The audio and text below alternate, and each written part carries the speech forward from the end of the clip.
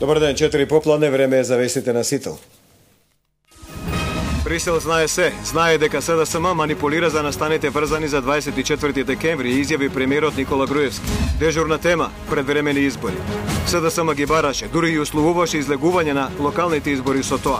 Но кога доби понуда за предвремени избори од ВМРО-ДПМН, веднаш ја одбија понудата.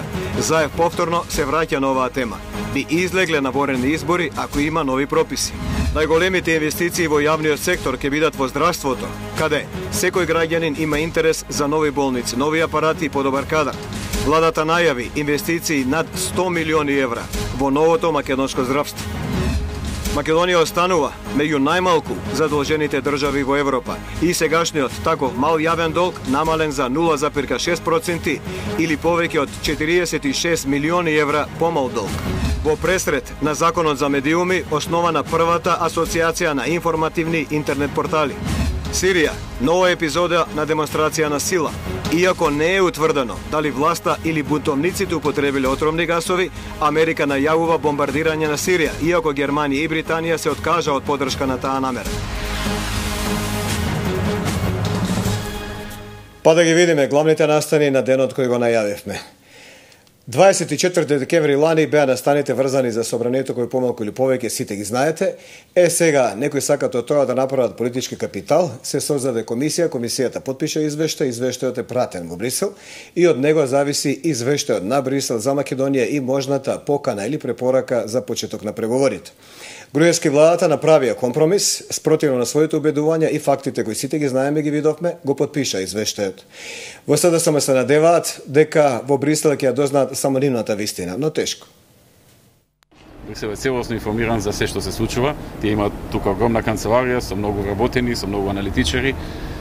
Буквално се што се случува во земјата, дури објави во медиуми за помалку битни работи се пренесуваат во Брисел, а камоли за тоа дека делот на правните квалификации е целосно отворен од наша страна и со подписите и резервата изразена од страна на нашите подписници и преку моите изјави. Така што обидите на СДСМ да прикаже дека ништо друго Брисел нема да дознае, заради тоа што Борче Давидковски го потпишал писмото, а не го потпишале сите, мислам дека се една ефтина работа да го изманипулираат населението и нашите граѓани.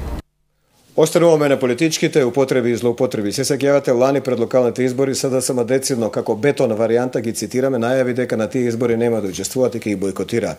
Потоа рекоа дека ќе учествуваат само затоа што ќе има ворени избори парламентарни во септември бидејќи така им било ветено. Еве неколку дена пред септември ВМРО-ДПМН ме исполни таа желба и тој услов поради кој се појавија на локалните избори и тие ворени избори ги понуди. СДСМ не чекаше ни 24 часа, се исплаши и изборите ги одби. Заев сега ја реафирмира идејата. Да, би сакали тие ворени избори, но ако може по нови пропис. Би сакали да ги видиме прописите според кој СДСМ на тие избори би излегол. Го повикувам Груевски да директно, неформално, туку суштински, заедно со опозицијата и пред се со институциите на системот, се вклучат во исчистување на избирачкиот список до крај и вградување на сите препораки од ОПСИ и ОДИХР во изборното законодавство. Тоа е исто така препорака од Мартовскиот договор, наша обврска како земја. Штом тоа ќе биде завршено, веднаш можеме да го прецизираме терминот за одржување на парламентарни избори и најбрзата процедура за организација на вакви парламентарни избори. Еве, март би можело да биде една од опциите кои Заев ги бара, прашање дали и тогаш четврти пат поред нема да избегаат од ворените парламентарни избори, но до тогаш. Македонија има најмал или меѓу најмалите јавни долгови во Европа. Сега тој и онака мал јавен долг е намален за дополнителни 0,6%, што изгледа малку, но кога ќе кажете дека тоа значи 46 милиони евра, помал долг веќе се гледа дека и не било малку. Јавниот долг во јули се намалил. Заклучно со 31 јули, долгот на земјава изнесува 33,6% од бруто домашниот производ или за 0,6% помалку од јуни годинава. За премиерот Груевски, намалувањето на долгот во услови на светска економска криза е добар показател. Како земја и онака сме се уште во група на земји кои што не се во алармантна фаза на задолжување, кои што се ниско задолжени.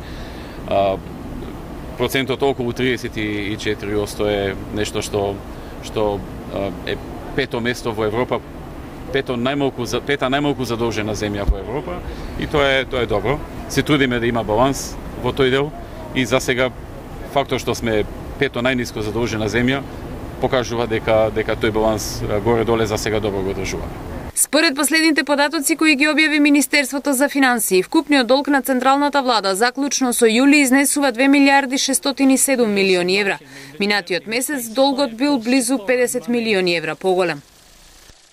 Избори, извештаи Европски комисија 24 декември, сето тоа е така наречена висока политика која ретко допира до обичниот граѓанин. Но здравството е тема за која е заинтересиран секој граѓанин. Оној што има еден ден и оној што има 101 година се потенцијални корисници на сервисот на јавното здравство. Над 100 милиони евра е најавена инвестиција во јавното здравство и тоа само наредните година до 2. Од 3 години натаму ќе има нова инвестиција. Тоа е она што нас најмногу не интересира. Резултати за половина минута, а посложените најдоцна за 45 минути. 800 анализи за 1 час. Ова се само дел од карактеристиките на најсовремената лабораториска опрема во градската општа болница 8 септември. Болницата доби 3 најмодерни ехоапарати за урологија и гастро. Еден од апаратите е единствено таков тип на Балканот. Само ова инвестиција во поранешната воена болница чини над 700.000 евра, а вкупно во здравството владата инвестира над 100 милиони евра. Ова е дел од нашите набавки за здравството, во делот на опрема. Знаете дека над 100 милиони евра владата инвестира во последните неколку години во набавка на медицинска опрема. Се со цел да ги издигнеме стандардите во оваа област и да се помогне на што повеќе луѓе со најсовремена опрема и апарати. Наскоро во 8 септември ќе дојдат и 8 врвни американски лекари кои тука ќе ги обучуваат македонските колеги за најновите методи на лекување. Постепено овој медицински центар станува еден од најголемите во Македонија, со новиот начин на упатување на пациентите од матичен на специјалист па на клиника. Двојно е зголемен бројот на прегледи и интервенции во болницата. Последната година дена, новата градска болница 8 септември е зајакната со повеќе од 70 нови вработувања, што како бројка е веројатно поголема од вкупната бројка на вработувања што има во здравството во некои претходни години за сите болници или за сите здравствени установи заедно. Според премиерот, изградбата на новиот клинички центар е во полнек. За 10 дена ќе биде распишан тендер за рушење на стара гинекологија, на чие место ќе никне новиот објект, во кој ќе бидат сместени најголем дел од клиниките. Очекуваме отприлика за околу месеци нешто да почне рушењето на старата гинекологија и ќе трае 3 до 4 месеци некаде до средината, можеби и крајот на јануари. Од причина што треба многу полека, бавно и внимателно да се руши, бидејќи се наоѓа објект во комплекс на болници и клиники. Новиот клинички центар ќе чини 70 милиони евра. И пациентите, и лекарите ќе добијат подобри услови, а со неговата градба се очекува раздвижување и на економијата и на градежниот сектор, изјави премиерот Груевски. Растат странските инвестиции. За 6 месеци од 2013 во Македонија влегле инвестиции колку во цела 2012. Сите бизнис вестите се веднаш по дневникот во 19:30. Не очекува 8 септември, денот на македонската државност и независност, да видиме докаде се подготовките. Имаме и директно линк јавување. Повели Христина. Од утре стартува неделата на спортот, која ќе трае до 8 септември по повод одбележување на независноста на Македонија. Во Скопје и во сите градови ќе бидат одржани повеќе спортски активности, ќе бидат одиграни многу важни спортски надпревари, а пред малку во владата беа објавени и повеќе детали околу сите тие важни спортски настани, па предлагам да слушнеме за што станува збор. Манифестацијата е повеќе карактерна и се состои од свечани отворања на спортски објекти, спортски надпревари од ревијален карактер, спортски надпревари од меѓународен карактер со настап на националните тимови во кошарка, ракомет, фудбал и ватерполо, училишни спортски надпревари, спортски презентации, каде што би го споменал денот на спортот кој ќе се случи на плоштадот Македонија на 3 септември во вторник со почеток од 17:30 часот и каде што Бени трибини всушност ќе представуваат спортските борилишта. Присуство на меѓународно афирмирани спортисти од странство, спортски тури, спортски караван, надпревари во маратонско, пливање и планинарски тури, а ќе се случи уште една значајна работа, а тоа е подпишување меморандум за соработка за формирање конечно на институт за спорт во рамки на факултетот за физичка култура. Овој викенд ве поканувам сите на надпреварите во ракометна плажа во женска конкуренција, кои исто така ќе се одржат на плажата покрај реката Вардар. Потоа следно имаме надпревар во ракомет меѓу Вардар и Даниловград во женска конкуренција на 31-ви, каде што веќе почнува регионалната лига во женска ракометна конкуренција. Во сабота Факултетот за физичка култура во 7 часот и 30 минути пред основното училиште Кочо Рацин. Таму е собирно место, ќе направи планинарска тура од Водно до Матка.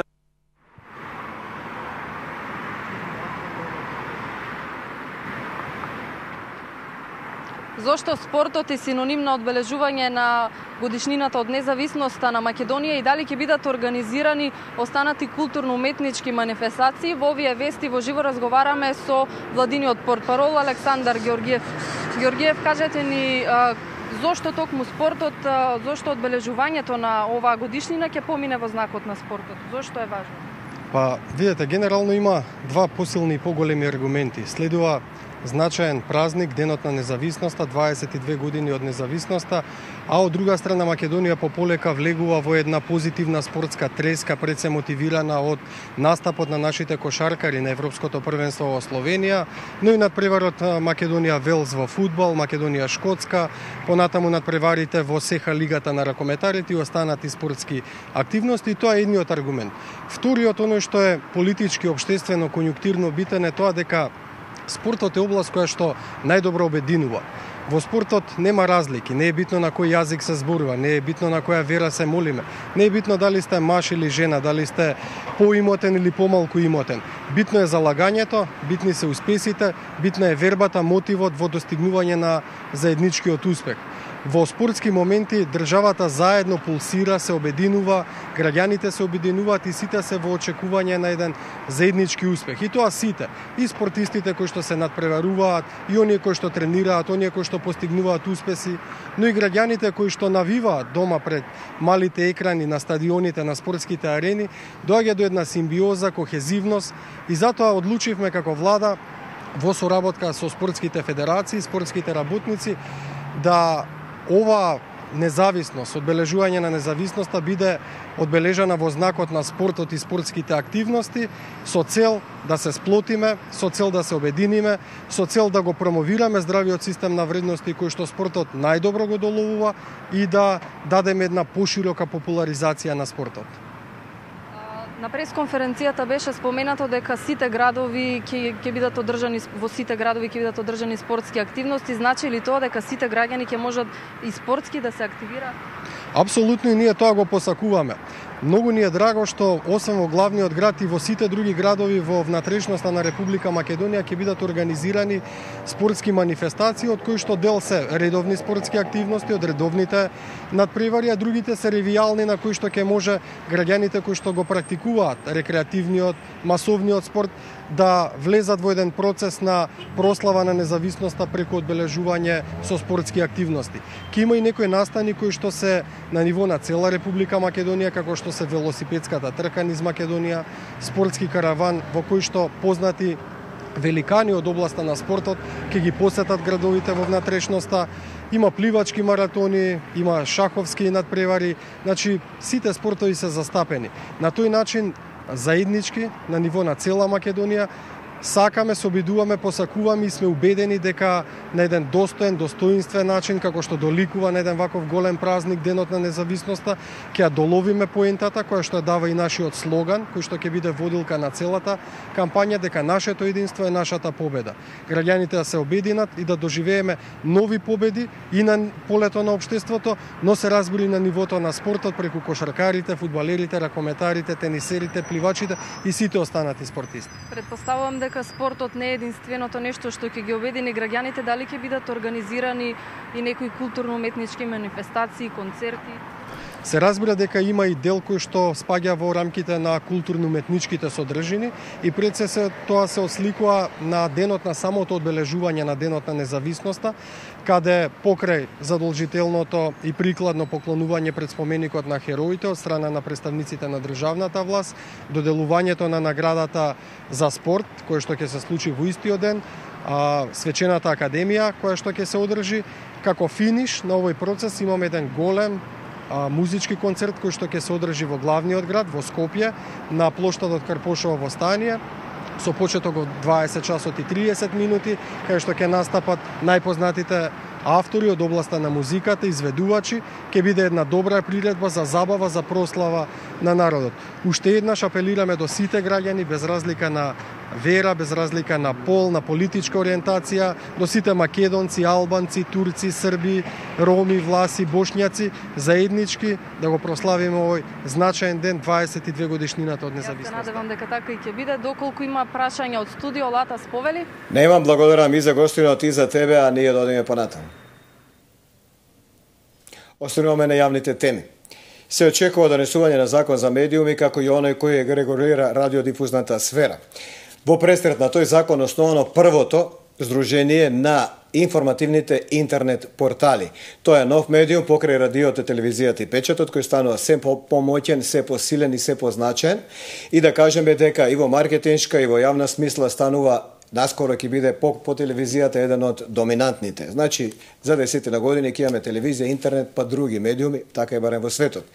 Да видиме кои се основачите, бидејќи во основачите се најголем дел од најугледните и најголеми македонски интернет портали, кои во новиот закон треба се вклопат и да помогнат за афирмација на новинарската работа и на овој начин. Се здружија највлијателните македонски интернет портали. Обединети ке ги штитат професионалните и бизнис интересите во собствената фела, подобрување на статусот на интернет новинарите, заштита на нивните авторски и социјални права и подобрување на бизнис условите во онлайн сферата ке бидат главните двигатели на активностите на Асоцијацијата на интернет портали на Македонија. Новинарите од интернет медиумите конечно решија да се здружат во едно свое здружение, на тој начин заедно да ги бранат своите права и интереси. Се здруживме со единствена цел да докажеме на јавноста дека треба да има доверба во интернет медиумите, дека тука работат професионални новинари. Во интернет сферата се создаде вистински хаос поради ново формираните интернет медиуми кои што на јавноста не ја прикажуваат како треба новинарите да работат на професионален начин.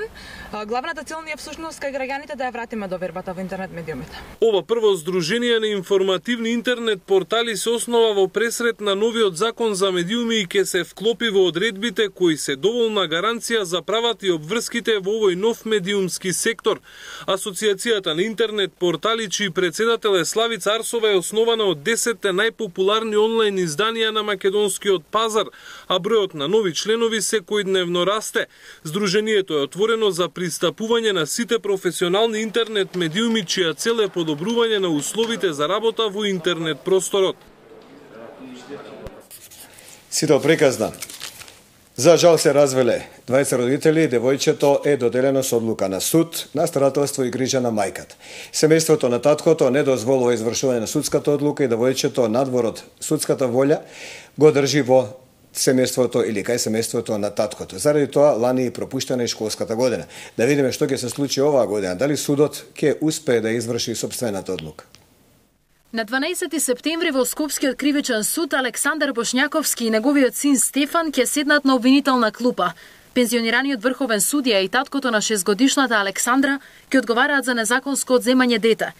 По 3 месеци од донесувањето на извршната одлука со која Александра треба да се врати кај мајка ѝ, обвинителството конечно реагираше и побара кривична одговорност.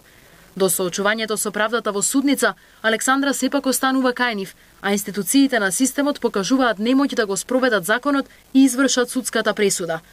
Каде е закочена постапката во која 6-годишното девојче е заложник, нема одговор ниту извршителот Драган Томич, ниту полицијата, ниту судот, а Центарот за социјални работи се прогласува за ненадлежен. Чекајќи го стартот на судскиот процес, малата Александра повторпат се соочува со ризикот да ја загуби можноста да оди на училиште, откако минатата година имала над 500 изостаноци, а семејството не ја донело ниту на полагање класен испит. Па не знам какви се законите, меѓутоа и да оди во второ оделение, она го нема завршено првото оделение. Одговорот од директорката што го добив беше дека ќе се направат состанок со министерот, Тиме Спасов, мислам дека се викаше, и дека во интерес на детето ќе направат детето да продолжи во второ оделение. Така беше одговорот. Меѓутоа накнадно ќе бидам обавестена за тоа, од понеделник, кога ќе имаат состанок, ќе ми достават написмено. Поранишниот врховен судија во телефонски разговор одби да одговори дали од понеделник Александра ќе оди на училиште. Неизвестно е кој ќе поднесе одговорноста за загубената година од задолжителното основно образование и дали на Бошњаковски му се заканува уште една пријава. До сега неколку пати одделот за потраги на МВР чукнал на неговата врата, но девојчето не било пронајдено, а судот одбивал да даде решение за присилно извршување. Се случила експлозија во Газибаба, да видиме за што се работи. Страот на експлозија синоќа ги преплаши жителите на Газибаба со детонација слична на бомба. Експлодирала 5-литарска боца која поради невнимание била оставена врз вклучениот шпоред во кујната. Домот на Сали Рамадан е речиси целосно уништен по синокешната експлозија во која за среќа нема човечки жртви. Паднати греди, скршени прозорци, распукани ѕидови и уништена столарија е резултатот од невнимателното користење на боцата. Експлозијата била толку силна што успеала да ја изфрли и жената низ врата. Вознемирен и револтиран, Сали Рамадан ги обвинува дистрибутерите на струја за синокешната експлозија на Орден Чапела. Целата улица била без струја 24 часа, па вели затоа неговата сопруга морала да ја вклучи боцата. Жена ми вчера сакала да вари кафе, немала струја и она го и денеска земала го поклопи да исклучи, земала кафе да вари, варила кафе, си пила и тука седла на време, едно време експлозија. Жена му тука детно, одека доле паднала, знаеш. Чичко ми доле исто тако со срината моја, влегле комшиите, тука ги ваделе, ги спасила. Се распадната. И крововите, и се паднати, се. И се вечера ќе се најдеме, некако утре ќе видиме што како ги направиме. Сведоци на силната експлозија се и соседите, кои сплашени веднаш истрчале на улица. Подпаднатите греди биле роднините на Сали Рамадан, кои замалку да се задушеле во правот и смрдејата од плинската боца. Кога почна еднашка мала експлозија. После 5 секунди 10 голема. После трчавме, ја вадив ова старата. Викам што бина за, многу голема експлозија. Тука ни легнам старата. Ја спасивме, после влеговме внатре, се скршено. Од таа малата дупево, доле. И старата, и тој стариот беше све натре со прашина. Поради исклучената струја, полицијата остана да дежура пред куќата на Сали во текот на ноќта. Увидот беше завршен изутринава, а во полицискиот записник, освен штета во домот на Рамадан, заведен е и еден автомобил, врз кој паднале прозорци и греди од куќата. Чистачка чистела кај некои луѓе, па забележала дека ти има многу пари дека се богати, затоа ги информирала некои своји пријатели од подземјето, тие дошле и го убиле газдата, но пари не нашле. За 1100 денари изгаснал животот на 77-годишниот Шуќо Ќосовиќ. Куќната помошничка која повремено работела во неговиот дом ги информирала незините пријатели дека Шуќо имал пари. Покажала истрагата на МВР. Се организирале, нашли и возачи и заминале во акција. Пребарувајќи ја куќата минатиот викенд го разбудиле Ќосовиќ, пошто го присилиле да им каже каде ги крие парите. Ги зеле 1100 денари кои ги имал, а му го украли и пиштолот, го претепале и побегнале. Утредента неговата внука го пронашла мртов во предсобието. Го нападнале, едниот го држал за раце, додека вториот со физичка сила, односно со тупаници и со повеќе удари во главата го нападнал, го натерале да им каже каде се наоѓаат парите. По извршеното претурање низ собата пронашле и одзеле 1100 денари. 6 минароми се осомничени во случајот. Двајца кои го извршиле разбојништвото и го претепале Ќосовиќ, куќната помошничка, но и лицата на кои им го продале украдениот пиштол. Попладнево сите 6 мина со кривична пријава за разбојништво, помагање и недозволена трговија со оружје се изведени на распит пред истражен судија. Речиси половина од пријавите за користење на студентскиот дом било утврдено дека се фалсификати или неуредни. Објавен втор конкурс за студентите кои сакаат да добијат кревет во студентските домови. Останаа уште 3106 слободни легла, за кои преднос имаат социјалните случаи и најдобрите студенти. Конкурсот ќе трае една недела, а пријавите се испраќаат електронски. Доколку и по овој рок останат слободни места, министерот Ристовски најави и трет конкурс. Да аплицираат на новиот оглас кој што ќе трае до 6.9 и аплицирањето и натаму ќе биде електронско. Пријавата може да се обезбеди на интернет порталот smestување.mon.gov.mk. Би сакал уште еднаш да ви информирам дека веќе доставените документи се валидни. Единствено при повторното, односно второто конкурирање, студентите би требало да ги достават документите кои што им недостасувале во првиот конкурс, односно дел од нив има и некомплетни документи. По првиот рок отфрлени се речиси половина од апликациите за кои Министерството утврдило дека приложените документи се лажни или нецелосни. За поевтино сместување, студентите се обидувале да го злоупотребат системот криејќи ги вистинските годишни семејни примања. Во електронската апликација студентот наведува дека нема никакви семејни примања, што не се совпаѓа со податоците добиени од Управата за јавни приходи, која констатира, например, годишен прилив на средства од речиси 6 милиони денари. Санкциите и контролите важат за сите кои учествуваат во процесот на студентско сместување. Секој кој ќе се обиде да додели кревет преку врски, ќе заработи казна во висини и до 15.000 евра. Министерот најави засилени контроли во домовите во текот на цела календарска година. 4:27 попладне, тоа е крајот на вестите, а во 19 часот првото издание се Толидо дневник, каде што ќе имаме и барем 10 нови информации. Ве очекувам.